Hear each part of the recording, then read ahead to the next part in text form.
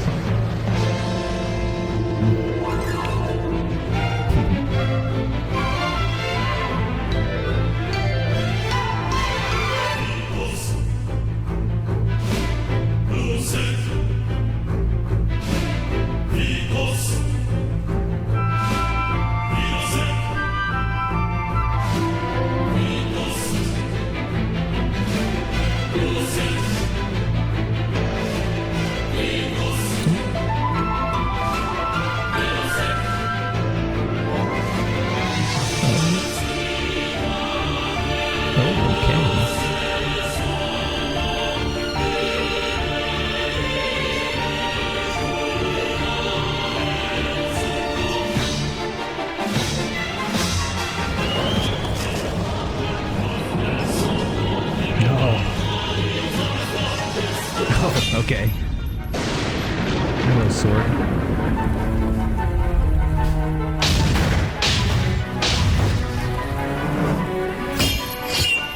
Oh. Bad guy written all over him. Oh, that was cool.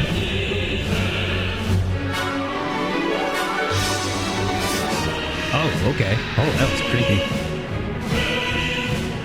Nice.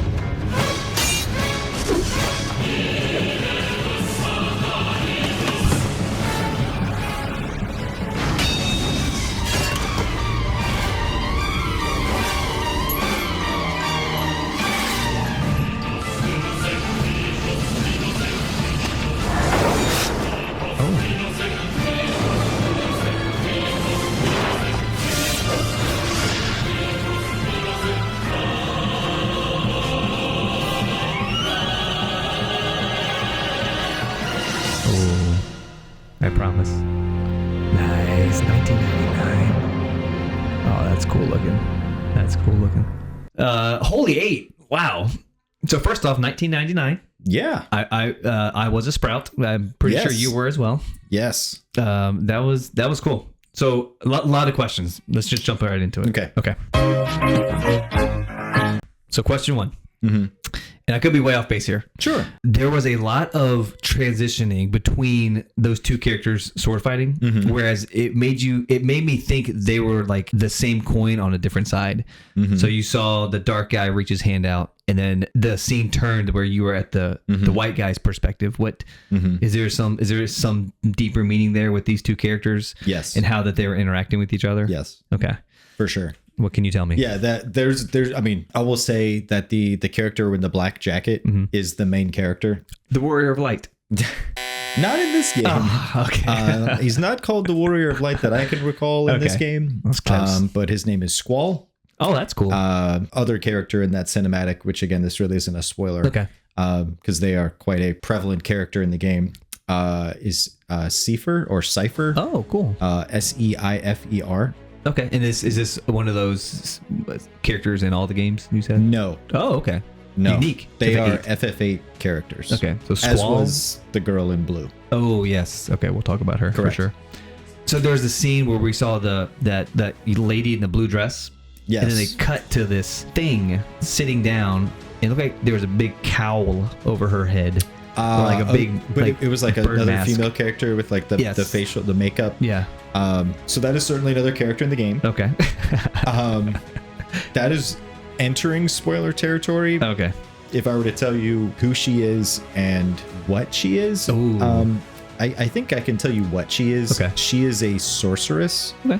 But that term in FF8 is not, I would say, it's not used as generically as it would be in some other things. So like if you were to say the sorceress so-and-so, it's like they're a very like important person. There's not many of them.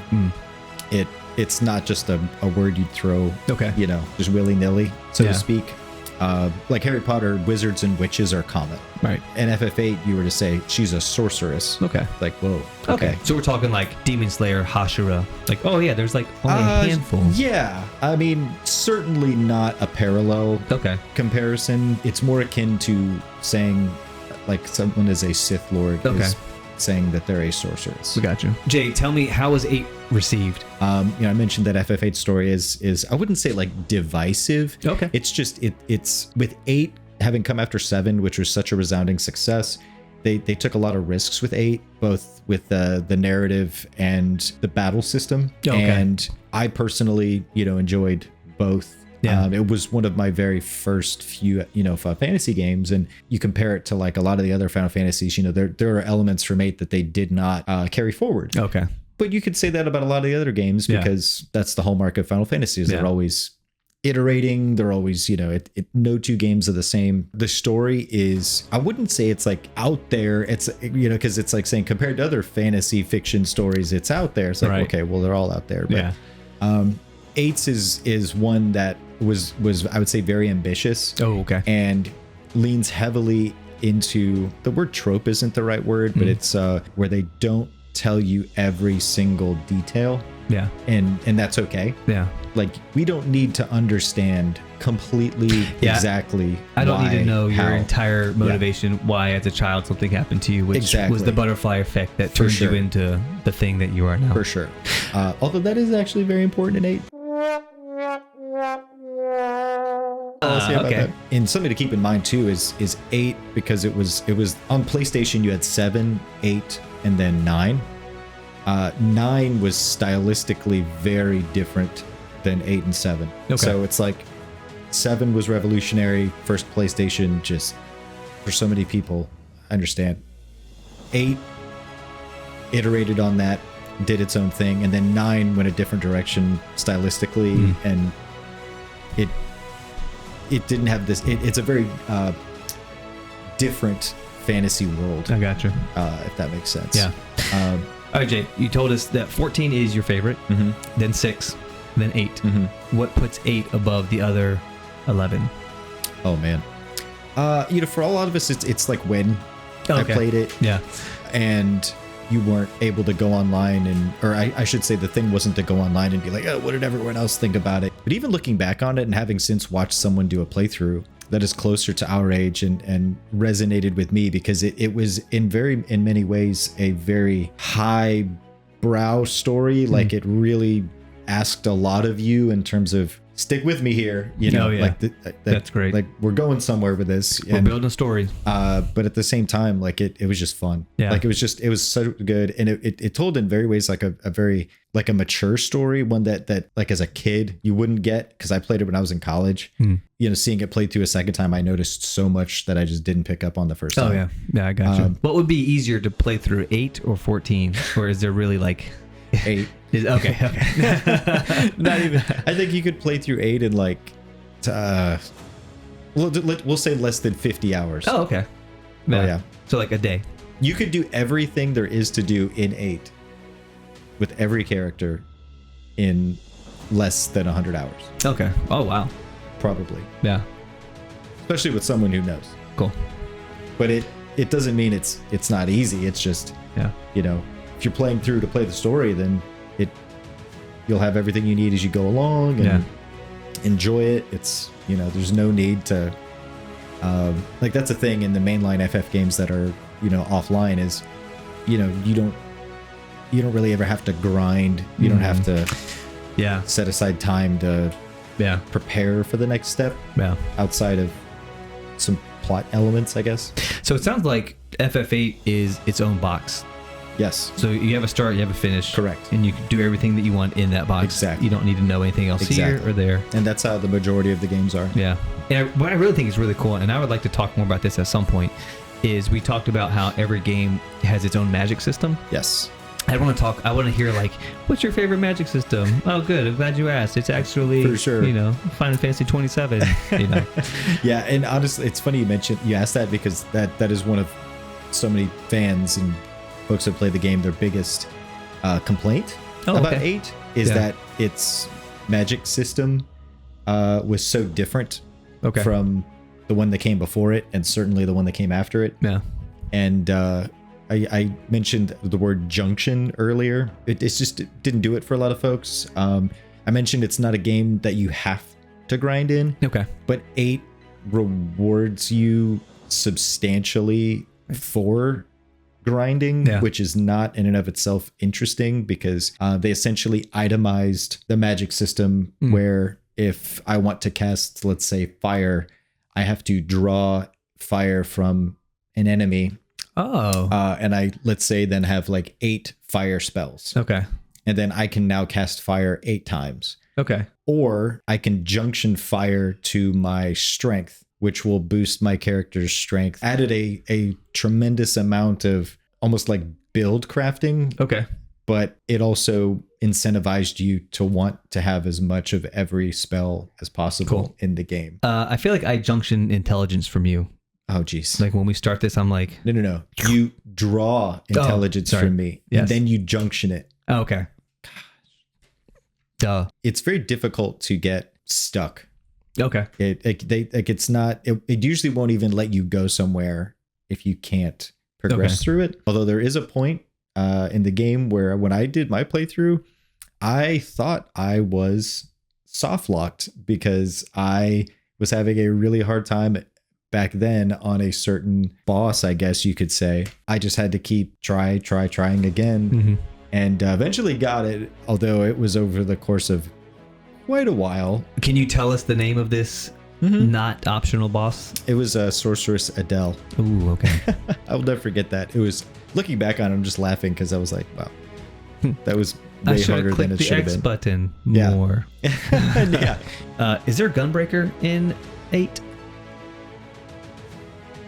He's remembering things. So they don't call them gunbreakers. Okay. In 8, he has a gun blade. So we saw Cypher and Squall a lot fighting each other. We then also saw Blue Dress Lady and Sorcerer Lady. Is there a connection there that we can talk about? We could. Again, we'll have to decide if you just really want to talk about it or if you want me to just straight up give you like the FF8 rundown. Let's hold on that then. Because I think that intro cinematic, again, something that's common with Final Fantasy is oftentimes they'll show you things that you don't yet have context for. And then when you get that context, you're like, I love it. Awesome. Like, that's so cool. And that cinematic is very heavy on you lack context for gotcha, the words on the screen. Yeah. And it wouldn't, I'd be more than happy to tell you about it. I just don't want to just completely be like, oh, this is FF8, and you're like, oh, that sounds cool. And that's not how you enjoy stuff. The big thing that I care about is continuity. So I don't want there to be like out of place things happening. For sure. And I don't want to hear about the story out of place. So yeah. Great cinematic, cool stories. 25 years old. 25 years old. Over 25 years old. That's almost older than us. No, it's not.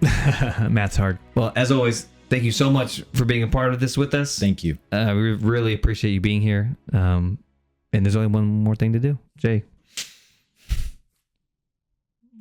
Until next time. See you next time, guys.